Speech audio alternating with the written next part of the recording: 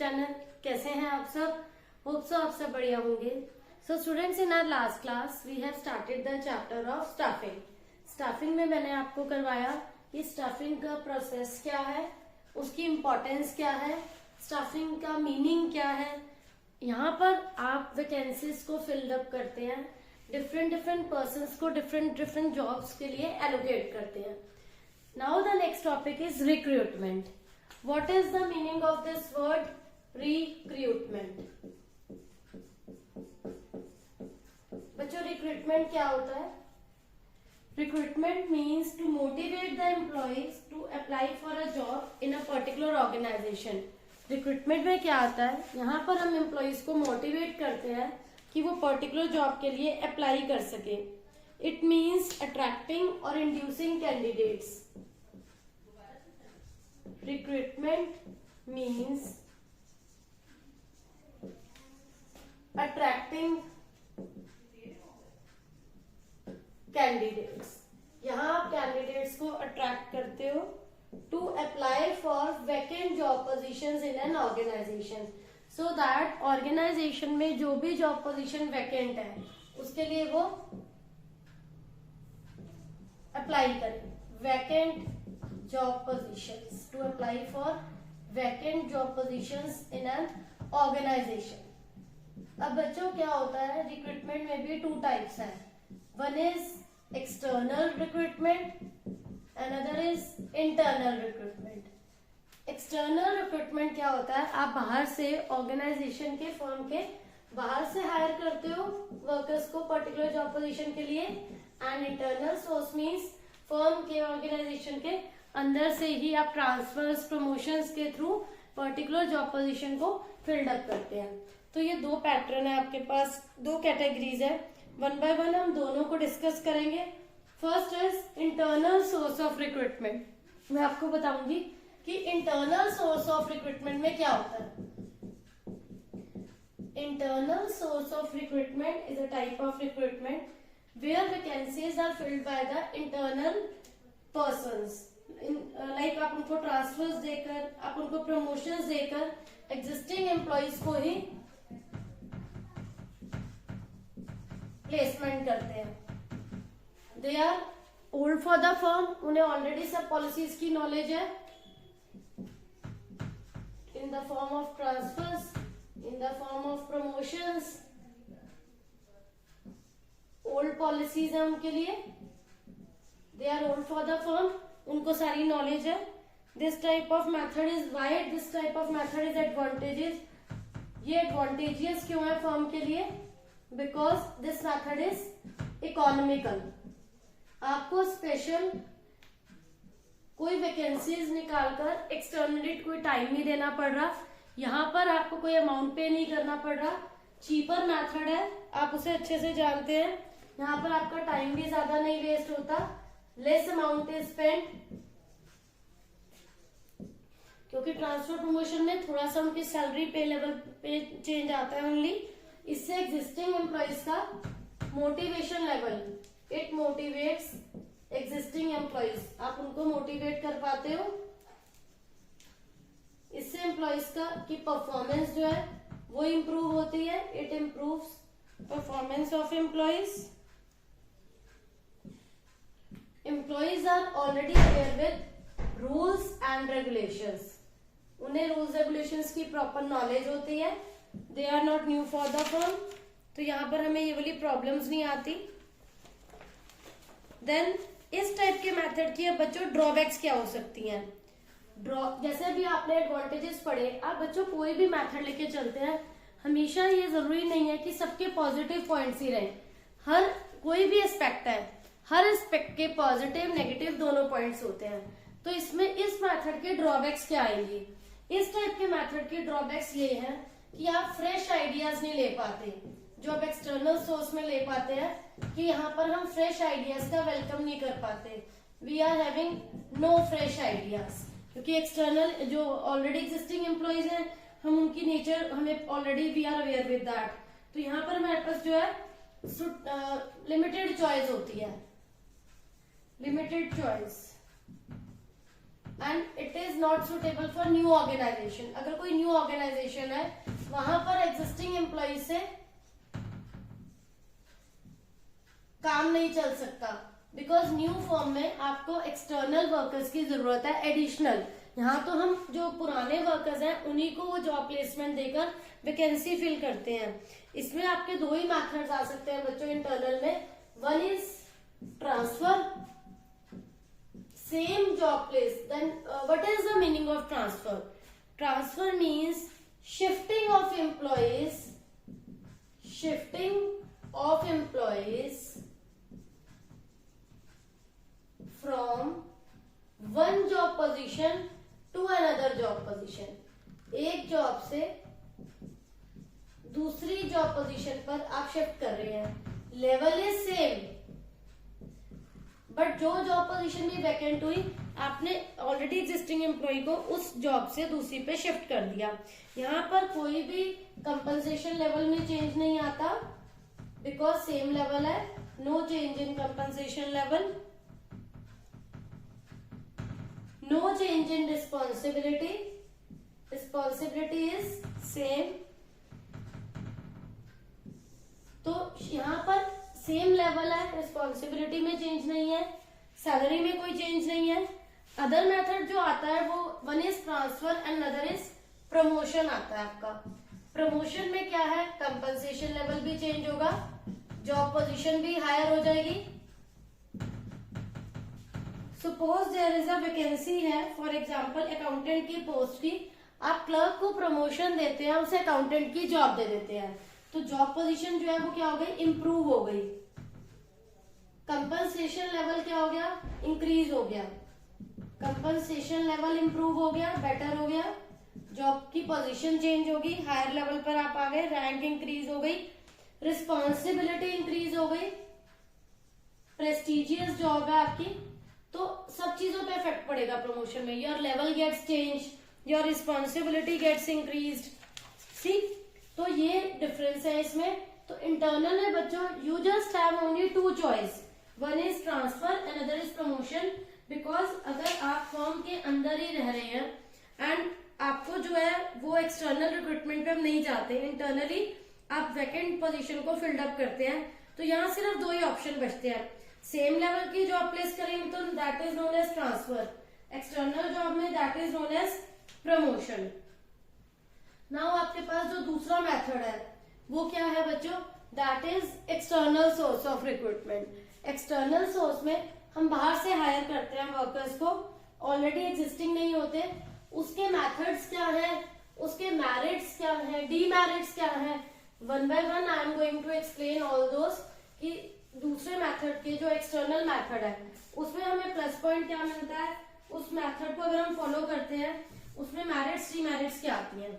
External source of recruitment में क्या है, जो कैंडिडेट्स हैं वो अप्लाई करते हैं एक्सटर्नल सोर्स में, एक्सटर्नली आप हायर करते हो वर्कर्स को। So many workers apply for job, but out of which जो हमें बेस्ट सुटेबल लगता है फॉर आवर जॉब, हम उसको यहाँ पर अपॉइंट करते हैं। ठीक है, तो ऐसे मेथड के हमें एडवांटेजेस क्या मिलते हैं, ऐसे मेथड में हमें फ्रेश टैलेंट मिलता है। एडवांटेजेस पहले मैं आपको बताती हूँ। First is here we get the fresh talent. ठीक है, न्यू आइडियाज का हम वेलकम करते हैं। यहाँ पर हमारे पास बहुत सारे लोग जॉब के लिए अप्लाई कर रहे हैं, तो वी हैव वाइडर चॉइस, जो हमें बेस्ट लगेगा, the person who is having best knowledge, skill, talent, हम उसे अपॉइंट करेंगे।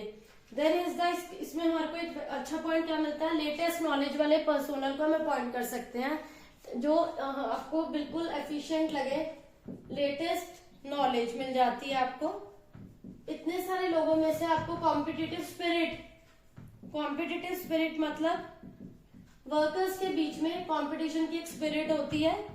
यहाँ पर आपको क्वालिफाइड पर्सोनल हायर करने में इजिएस्ट हो जाता है, क्वालिफाइड पर्सोनल। देन इसके बाद अगर हम बात करें इस टाइप के जो मेथड में डीमेरिट्स क्या आती हैं, डीमेरिट्स ये है जो आपके ऑलरेडी एग्जिस्टिंग एम्प्लॉयज हैं उनका मोरल डाउन हो जाता है, बिकॉज उन्हें लगता है कि फर्म ने बाहर से वर्कर्स को हायर करा है, उनको इग्नोर करा है। तो यहाँ पर एग्जिस्टिंग एम्प्लॉयज का जो मोरल है it goes down,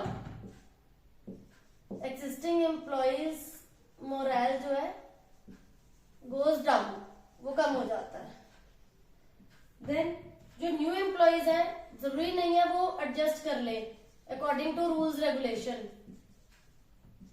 new employees face problem in adjusting with rules and regulations, ये प्रॉब्लम आती है। ये मेथड थोड़ा सा एक्सपेंसिव क्यों है? कंपनी को हाईली स्किल्ड स्टाफ को, प्रोफेशनल्स को हायर करना पड़ता है जो उन्हें अपॉइंट करे, तो ये एक्सपेंसिव है। कंपनी को पे करना पड़ता है हायर लेवल अथॉरिटी को, जिन एक्सपर्टाइज लोगों को वो हायर करते हैं इन काम के लिए कि वो अपॉइंट करें, उन्हें पेमेंट करनी पड़ती है। Sometimes it gets lengthy process because आप जिन लोगों को हायर कर रहे हैं कंपनी उन पर डिपेंडेंट हो जाती है, कभी कोई एब्सेंट हो जाता है या वो दूसरे लोगों की जो है टैलेंट और स्किल पे डिपेंडेंट है, दूसरे लोगों की जजमेंट की वेट होती है, तो it becomes a lengthy procedure. Now one by one मैं आपको बच्चों इसमें एक्सप्लेन करूंगी कि आपके एक्सटर्नल सोर्स ऑफ रिक्रूटमेंट के मेथड्स क्या हैं। There are so many methods कि आप एक्सटर्नल सोर्स ऑफ रिक्रूटमेंट कैसे कर सकते हैं। तो ये बहुत ज्यादा इंपॉर्टेंट क्वेश्चन है बच्चों from boards point of view. Her bar every time देखो क्या लगता है 3 to 4 methods almost each and every paper आपके आते हैं, या वो केस स्टडी बेसिस पे पूछते हैं किस कौन सा मेथड है रिक्रूटमेंट का, तो you should know all the methods. After that you can identify ये कौन सा मेथड है। एक तो हो गया बच्चों डायरेक्ट रिक्रूटमेंट। डायरेक्ट रिक्रूटमेंट में क्या होता है, आप कंपनी के गेट पर एक पैम्फलेट लगा देते हैं, ठीक है, ऑन द बेसिस ऑफ विच उसे पढ़कर जो इंटरेस्टेड होते हैं वो आते हैं, अप्लाई करते हैं, उसको आप बोलते हैं job walk in for interview. Those who are interested in those jobs they walk in for interview के लिए आते हैं। उन्होंने कंपनी के बाहर पढ़ा, पैम्फलेट लगा हुआ, और जिनको भी सुटेबल लगता है वो उस जॉब के लिए अप्लाई कर लेते हैं, ठीक है, जो सुटेबल उन्हें लगता है। Then is the casual callers. Large organisation में वो एक एप्लीकेशन फाइल मेंटेन करते हैं जिसमें पेंडिंग एप्लीकेशन रखते हैं। जो जॉब सीकर्स है वो वहां पर अपना रिसेप्शन पर छोड़ देते हैं उस फॉर्म को। जब भी जरूरत पड़ती है हम उस फाइल को ओपन करते हैं एंड उसमें से हम वेटिंग लिस्ट में से चेक करते हैं कि उनमें सुटेबल कैंडिडेट्स कौन से हैं जिन्हें हम कॉल करके बुला सकते हैं। This is known as casual callers, कि जिन लोगों को जॉब की रिक्वायरमेंट होती है वो अपना जो भी सीवी है वो रिसेप्शन काउंटर पे छोड़ जाते हैं, एंड जब भी रिक्वायरमेंट होती है फर्म को कि कोई स्वीपर की, पियोन की या कोई भी वैकेंट पोस्ट है, आप उनमें से कॉन्टैक्ट नंबर निकालते हैं, उन्हें कॉल करते हैं, एंड देन जो भी आपको एग्री करता है रिगार्डिंग वेजेस, जो भी उनके टर्म्स कंडीशंस है फर्म के, आपको सुटेबल लगता है हम उसे दे देते हैं वो particular job. Then is the advertisement. Advertisement में क्या होता है, फॉर एग्जाम्पल जॉब है अकाउंटेंट की, advertisement can be given in chartered accountant journal and for unskilled और लोअर रैंक जॉब पोजीशंस के लिए आप लोकल न्यूज़पेपर में भी दे सकते हो। हायर जॉब पोजीशन स्किल्ड के लिए national level newspapers like times of India वगैरह, हिंदुस्तान टाइम्स, उसमें भी हम एडवर्टाइजिंग कर सकते हैं। तो हायर लेवल के लिए आप हिंदुस्तान टाइम्स या जो लोग लगता है कि इस टाइप के न्यूज़पेपर्स को फॉलो करते होंगे, एंड लो लेवल के लिए लोकल न्यूज़पेपर में दे सकते हैं। तो अकॉर्डिंग टू जॉब पोजीशन आप उस टाइप की एडवर्टीजमेंट कर सकते हैं, हायर लेवल का जॉब या लोअर लेवल की है। Then is the employment exchange. Now what is employment exchange, किसी भी स्टूडेंट को शायद ही ये पता होगा। क्या होता है, जिन लोगों को जॉब की नीड होती है, who are job seekers, one office is there employment exchange, वहां जाकर वो अपनी रिक्वायरमेंट लिखवा देते हैं कि we need so and so salary, and हम किस टाइप का जॉब जो है ढूंढ रहे हैं, and those companies who require the particular level of personnel, वो वहां पर बताते हैं कंपनीज कि हमने इतनी सैलरी ऑफर करनी है एंड हमें इस पर्टिकुलर क्वालिफिकेशन का पर्सोनल चाहिए, जिनकी रिक्वायरमेंट मैच कर जाती है, मतलब हमें जिस लेवल का पर्सोनल वहां पर जॉब के लिए चाहिए, एंड जो लोग जॉब ढूंढ रहे हैं, जॉब सीकर्स जिन्हें चाहिए, एंड जॉब गिवर्स, जहां मैच कर जाता है, सीकर्स एंड जॉब गिवर्स, जहां पर मैच कर जाता है उन्हें जॉब मिल जाती है, उसका एक पर्टिकुलर अमाउंट एम्प्लॉयमेंट एक्सचेंज हमसे चार्ज करती है। इसी टाइप की प्लेसमेंट एजेंसीज होती हैं प्लेसमेंट एजेंसीज का काम है वर्ल्ड वाइड मैच करके जॉब प्रोवाइड्स करना। लोग प्लेसमेंट एजेंसीज में अपना बायोडाटा, अपनी रिक्वायरमेंट, अपनी स्किल, क्वालिफिकेशन नोट करवा कर आते हैं, एंड जो जॉब गिवर्स है वो सुटेबल क्लाइंट्स मिलते ही जो है उनको अपना एक पर्टिकुलर अमाउंट पे कर देते हैं, और जैसी उनको रिक्वायरमेंट है जैसे पर्सन की वहां से हायर कर लेते हैं। Then is the campus recruitment. Campus recruitment में क्या होता है, ऑर्गेनाइजेशन के सीनियर मैनेजर विजिट करते हैं प्रोफेशनल कॉलेजेस में। Fine, campus recruitment.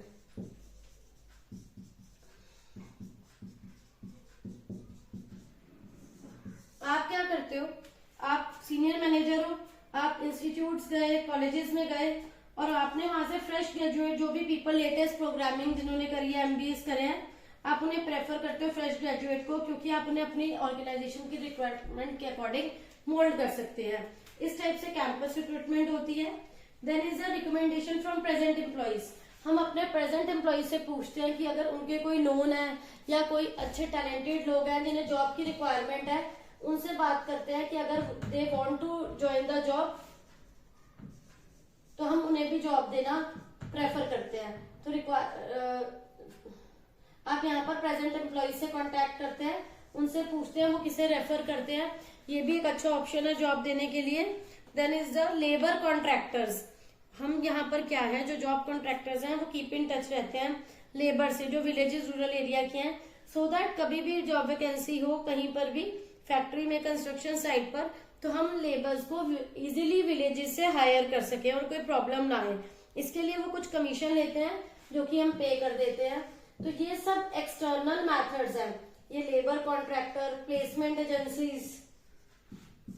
इवन आप एडवर्टीजमेंट कर सकते हो टेलीविजन पर, जैसे मैंने अभी आपको बताया था, न्यूज़पेपर में कर सकते हो, ऐसे ही आप एडवर्टीजमेंट दे सकते हैं ऑन टेलीविजन ऑल्सो, जिसे देखकर स्किल्ड एफिशिएंट लोग जो है वो जॉब के लिए अप्लाई कर सकते हैं। तो ये थे बच्चों method for external source of recruitment. These are external methods जिसके थ्रू हम रिक्रूटमेंट कर सकते हैं, अच्छे टैलेंटेड स्किल्ड लोगों को हायर कर सकते हैं। नाउ इसके बाद हमारा जो टॉपिक आता है वो है difference between internal and external recruitment. ये टॉपिक बच्चों बहुत इंपॉर्टेंट था, जो एग्जाम में आता है 2 to 3 मेथड्स, या फिर एक केस स्टडी गिवन होती है on the basis of which you have to identify which type of methods are these. जो एक्सटर्नल सोर्स के हैं वो पूछते हैं आपसे, and you have to identify. जिन स्टूडेंट्स ने अच्छे से स्टडी करा होगा only those will identify, otherwise बाकी आंसर नहीं कर पाएंगे। तो ये आपको टॉपिक बच्चों बहुत अच्छे से प्रिपेयर करना है। Then is the difference between external recruitment and internal recruitment. Very easiest topic and most important topic. External recruitment and internal recruitment. Internal recruitment means making use of existing staff. Existing staff में से आप appoint करते हैं workers को, यहाँ पर आप externally higher करते हैं job position, vacant job position को फिल्ड अप करने के लिए। यहाँ पर न्यू पर्सनल को हायर करते हैं एक्सटर्नल में, एंड इसमें हम एग्जिस्टिंग स्टाफ को यूज करते हैं। एक्सटर्नल जो है, internal is less time consuming, external is more time consuming, क्योंकि यहाँ आप एक्सटर्नली ढूंढते हैं वर्कर्स को जो प्रॉपर सुटेबल है, प्रॉपर नॉलेज होनी चाहिए, qualification, and internal is less time consuming. This is more economical, क्योंकि एक्स्ट्रा अमाउंट नहीं आपको पे करना पड़ता। This is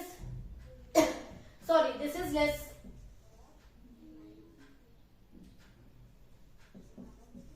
and this is less economical, क्योंकि यहाँ आपको बाहर से हायर करना पड़ता है, ये आपको कॉस्टली पड़ता है। इसमें हमारे पास लिमिटेड चॉइस होती है, बिकॉज आपको या तो ट्रांसफर्स करनी है या प्रमोशन, क्योंकि सेम लेवल की जॉब रहेगी या हायर लेवल की। यहाँ हमारे पास एक्सटर्नल में क्या होती है, वी हैव वाइडर चॉइस, आपको बहुत सारी चॉइस मिल जाती है। इंटरनल रिक्रूटमेंट में मोरल जो है एग्जिस्टिंग एम्प्लॉइज का बूस्टअप होता है, बिकॉज आप उनमें से ट्रांसफर्स करते हैं, प्रमोशन करते हैं। यहाँ पर मोरल जो है वो क्या होता है, डाउन होता है, क्योंकि आप बाहर से एम्प्लॉइज को हायर करते हैं, तो यहाँ उनका मोरल लेवल डाउन हो जाता है। तो ये क्या है, नैरो कॉन्सेप्ट है, क्योंकि यहाँ आप इंटरनली रिसर्च कर रहे हैं, ये वाइडर कॉन्सेप्ट है, आपको बाहर से ज्यादा चॉइस मिल जाती है। Again very very important topic from boards point of view. तो बच्चों इस चैप्टर में आपने एक स्टाफिंग का प्रोसेस करा, very important. External source of recruitment, internal source of recruitment, again important question. Then difference between internal and external recruitment, very important topic. तो बच्चों ये सभी टॉपिक्स ऐसे हैं जो आपको again and again thoroughly learn रहने चाहिए। You need to practice more of these topics, क्योंकि ये बहुत ज्यादा इंपॉर्टेंट है। तो होप सो बच्चों आप सबको ये टॉपिक्स क्लियर हो गए होंगे, कोई डाउट नहीं होगा। Still you are having any doubt, please ask in comment section. Thank you.